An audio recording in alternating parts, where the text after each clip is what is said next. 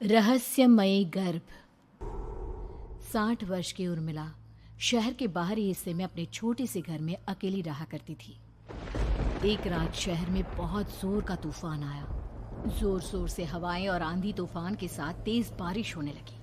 उन आवाजों को सुनकर कोई भी घबरा जाता, लेकिन उर्मिला घर के सारे खिड़की दरवाजे बंद कर गहरी नींद में सो रही थी। रात के लगभग 12 बजे होंगे कि किसी ने उर्मिला के घर का दरवाजा खटखटाया। दरवाजे के खटखटाने की आवाज सुनकर उर्मिला की नींद खुलती है। आखिर इतनी रात को कौन आया होगा? उर्मिला जाकर दरवाजा खोलती है तो सामने लगभग 26 साल की बेहद सुंदर लड़की को खड़ा देख हैरान रह जाती है। कौन हो बेटा, और इतनी रात को इतने भयंकर तूफान में कहाँ भटक रही हो? चाची, आपने मुझे पहचाना नहीं? मैं आपकी दूर की रिश्तेदार शालिनी। अरे हाँ, बचपन में तुझे देखा था। इतनी जवान हो गई है, कैसे पहचान में आती। लेकिन तू यहाँ क्या कर रही है, और वो भी ऐसी अंधेरी तूफान भरी रात में? उर्मिला की बात सुनते ही शालिनी की आंखों से आंसू बहने लगे। वो फूट फूट कर रोने लगी। ये देखकर उर्मिला को कुछ समझ में नहीं आया और उसने शालिनी का हाथ पकड़कर घर के अंदर आने के लिए कहा। जैसे ही शालिनी घर के अंदर रोशनी में आई, उर्मिला की नज़र उसके पेट की तरफ गई, जिसे देखकर ये साफ पता चल रहा था कि वो प्रेग्नेंट है। अरे, तू तो पेट से है। ऐसी हालत में इतने भयंकर तूफान में आधी रात को बाहर भटक रही है। आखिर बात क्या है बेटा, मुझे सब कुछ साफ साफ बता। क्या बताऊं चाची, ये सब जिसकी वजह से हुआ है उसके बारे में बताने में भी मुझे शर्म आती है। मैंने घर वालों की मर्जी के खिलाफ जाकर एक लड़के से शादी कर ली थी, पर वो शादी के 1 महीने बाद ही मुझे छोड़कर चला गया। छोड़कर चला गया का क्या मतलब? क्या उसके साथ कोई हादसा हो गया? नहीं, उसे कोई दूसरी लड़की पसंद आ गई और मेरी प्रेगनेंसी की खबर सुनते ही उसने मुझे बेसहारा छोड़ दिया। उसके बाद मैं अपने घर गई, लेकिन माँ पापा ने मुझे घर में कदम तक नहीं रखने दिया। तभी मुझे आपकी याद आई। कोई बात नहीं, कोई बात नहीं। तुमने यहाँ आकर अच्छा ही किया। एक काम करो, तुम आराम करो। वैसे भी ऐसी हालत में इतना घूमना फिरना और इस तरह आधी रात को बाहर भटकना ठीक नहीं होता। प्रेग्नेंट औरत को आधी रात को घर से बाहर नहीं निकलना चाहिए। बुरी आत्माएं उस पर अपना असर दिखा सकती है। और इतना कहकर उर्मिला ने शालिनी को एक दूसरे कमरे में जाकर आराम करने के लिए कहा।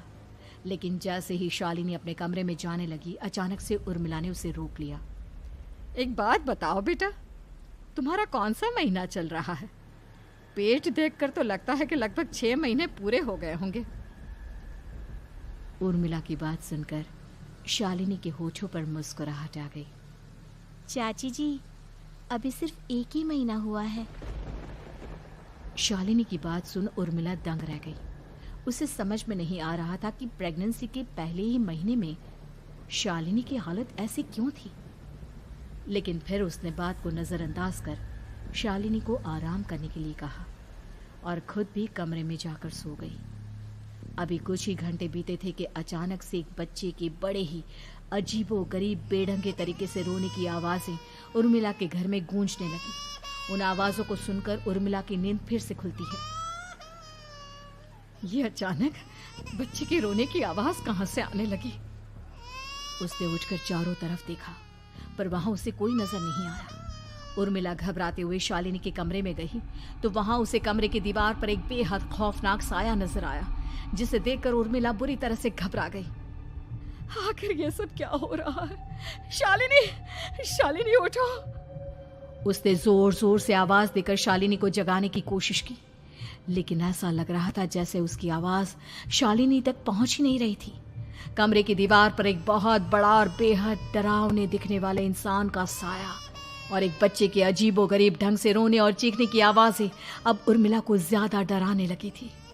उर्मिला को शालिनी की चिंता सताने लगी और उसने पूरी ताकत के साथ चीखकर शालिनी को आवाज लगाई, शालिनी!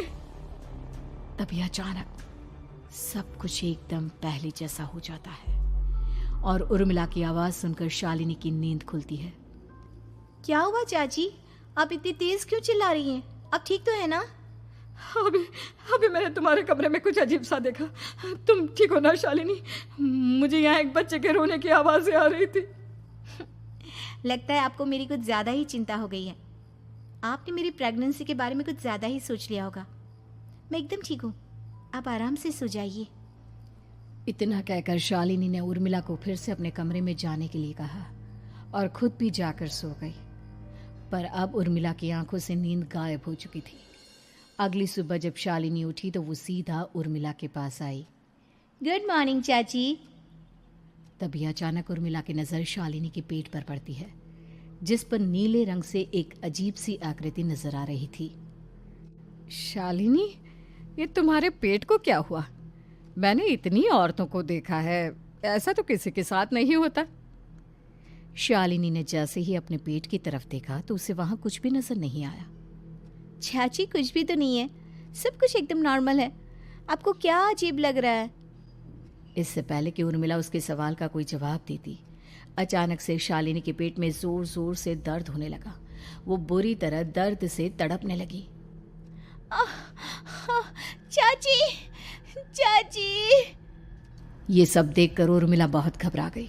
उसने धीरे धीरे शालिनी के पेट को सहलाना शुरू किया, लेकिन शालिनी का दर्द कम नहीं हुआ। उर्मिला जाकर रसोई से पानी का गिलास लेकर आई और शालिनी को पानी पिलाने की कोशिश करने लगी। ले बेटा, पानी पी ले, तुझे आराम मिलेगा। ले ले। नहीं चाची, मुझे बहुत तेज दर्द हो रहा है। अरे थोड़ा पी ले बेटा।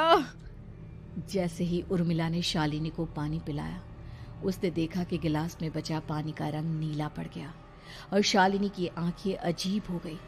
उसके पेट पर बच्चे का एक डरावना चेहरा नजर आने लगा। ये सब देखकर उर्मिला की डर से हालत खराब होने लगी, पर तभी शालिनी का दर्द ठीक हो गया। बेटी, अभी तुम्हारा दर्द ठीक है तो ऐसा करो, तुम थोड़ी देर आराम कर लो। शालिनी को आराम करने के लिए कहकर उर्मिला तेज कदमों से चलकर घर से बाहर निकल जाती है और पास ही रहने वाली एक औरत कालिंदी के पास पहुंचती है। अरे उर्मिला बहन, बड़े दिनों बाद दिखाई दी, क्या हुआ? बहुत घबराई हुई सी लग रही हो, सब ठीक तो है ना? क्या बताओ कालिंदी बहन, मेरी एक दूर की रिश्तेदार आई हुई है। वो पेट से है और उसके साथ ना अजीब अजीब चीजें हो रही है। अब उर्मिला सारी बात कालिंदी को बताती है, जिसे सुनने के बाद काले जादू और तंत्र विद्या की माहिर कालिंदी एक ताबीज बनाकर उसे देती है। बहन, मुझे शालिनी पर किसी बुरी आत्मा का साया लगता है। ये ताबीज ले जाओ, आज रात को 12 बजे उसे पहना देना, फिर सब ठीक हो जाएगा। उर्मिला ताबीज लेकर घर वापस आती है और अब आधी रात के होने का इंतजार करने लगती है। जैसे ही आधी रात होती है, वो नींद में सोई शालिनी को ताबीज पहना शांति से अपने कमरे में आकर अपने पलंग पर लेट जाती है। अब सब ठीक हो जाएगा, ये सोचकर उर्मिला शांति की एक सांस ही लेती है कि तभी अचानक उसकी आंखों के सामने कुछ ऐसा आता है जिसे देखकर उर्मिला डर से चीखने लगती है। तुम कौन हो? कौन हो तुम? जाओ यहाँ से, जाओ जाओ यहाँ से। तभी उर्मिला की एक जोरदार दर्द भरी डरावनी चीख वहां पर गूंज गई। उर्मिला की आंखों के सामने एक बच्चा खड़ा हुआ था, जिसका पूरा शरीर किसी बूढ़े की तरह नजर आता था, लेकिन मुंह किसी नवजात बच्चे की तरह था। उसकी आंखें गुस्से से लाल थी और वो घूर घूर कर उर्मिला की तरफ देखा जा रहा था। कौन हो तुम? कौन हो? उर्मिला के चीखते ही वो बच्चा जोर जोर से रोने लगा। घबराकर उर्मिला ने अपने हाथों को अपने कानों पर रख लिया। उसकी समझ में नहीं आ रहा है कि आखिर ये सब उसके साथ क्या हो रहा है। कौन हो तुम? कौन हो? क्या चाहते हो मुझसे? जाओ जाओ यहाँ से, आखिर तुम हो कौन? तभी अचानक से उर्मिला के पूरे घर में लाल रंग की रोशनी फैल गई। वो बच्चा धीरे धीरे कदमों से चलता हुआ उर्मिला की तरफ बढ़ने लगा। किसी नवजात पैदा हुए बच्चे के जैसे उसके रोने की आवाज अब उर्मिला के कानों में गूंज रही थी। लेकिन कुछ ही सेकंड में वो चुप हो गया और उसने बेहद खतरनाक आवाज में उर्मिला के सवाल का जवाब दिया। मैं वो हूँ जो अब तक पैदा नहीं हुआ, लेकिन जब मैं पैदा हो जाऊंगा तो वो होगा जो अब तक कभी नहीं हुआ। ये क्या कहना चाहते हो तुम? ऐसा क्या हुआ जो अब तक नहीं हुआ? तबाही होगी, तबाही। सब कुछ खत्म हो जाएगा और ये जो लड़की मुझे जन्म देने वाली है, मैं उसका खून पी जाऊंगा, सारा खून। उस बच्चे की बात सुनते ही उर्मिला बुरी तरह घबरा गई। उसका एक बुजुर्ग आदमी जैसा शरीर, एक नवजात बच्चे जैसा चेहरा, ये दोनों ही बातें उर्मिला की समझ से बाहर थी। तभी वो बच्चा अचानक गायब हो गया। घर का माहौल फिर से पहले जैसा हो गया। लाल रंग की रोशनी भी अब गायब हो चुकी थी।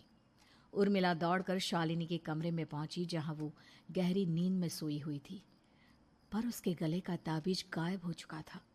उठो उठो शालिनी, उठो बेटा, मुझे तुमसे जरूरी बात करनी है। अरे चाची, क्या हुआ? इतनी रात को आप परेशान क्यों कर रही हैं? सब ठीक है ना? अभी जब तुम सो रही थी ना, तो मैंने तुम्हारे गले में एक ताबीज पहनाया था। कहाँ गया बेटा, बताओ मुझे। शालिनी ने चारों तरफ अपनी नजरें घुमाकर देखा, लेकिन वहां पर कोई ताबीज नहीं था। वह हैरानी से उर्मिला के चेहरे की तरफ देखने लगी। उसे समझ में नहीं आ रहा था कि आखिर उर्मिला किस ताबीज के बारे में बात कर रही थी। नहीं चाची, यहाँ कोई ताबीज नहीं है। लगता है आपने कोई बुरा सपना देखा है। मैंने कोई बुरा सपना नहीं देखा। खैर छोड़ो, तुम अब सो जाओ, कल सुबह बात करते हैं।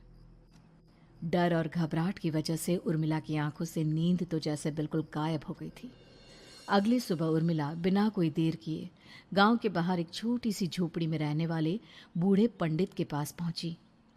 पंडित जी, मेरी मदद कीजिए। अरे आओ आओ उर्मिला, क्या हुआ? सब ठीक तो है ना? क्या बताओ पंडित जी, बहुत बड़ी मुसीबत है।